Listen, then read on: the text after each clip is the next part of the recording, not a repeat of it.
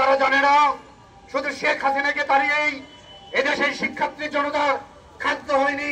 লড়াইয়ের জন্য, সংগ্রামের জন্য আমরা 24-এ আন্দোলন করেছিলাম, কিন্তু আমাদের এই আন্দোলন শেষ হয়নি।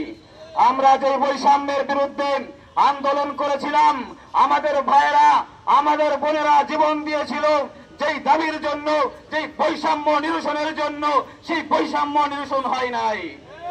আমি পরিষ্কার ঘোষণা করছি, অন্তর্বর্তীকালীন সরকারকে বলবো, আপনি যে রক্তের উপর পাড়া দিয়ে সরকার হয়েছেন, আপনি সেই রক্তের মর্যাদা দিতে শিখুন।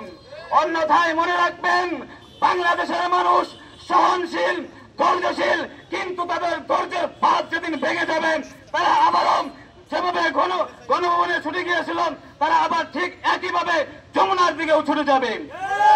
সংগ্রামী সহযোদ্ধা বন্ধুগণ, আমরা সচিবালয়ে দোষরদের তালিকা ঘোষণা করেছিলাম।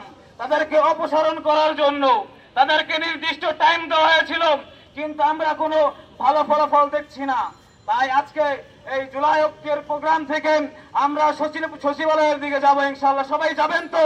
এখনো সেই শেখ হাসিনার দিক নির্দেশনায় নানান ধরনের ষড়যন্ত্র, কূটচক্র, মানুষদেরকে দেশকে অস্থিতিশীল করার নানান ষড়যন্ত্র পায়তারা করে যাচ্ছে। কিন্তু তারা জানে না শুধু শেখ হাসিনাকে তাড়িয়েই এদেশের শিক্ষার্থী জনতা খাদ্য হয়নি।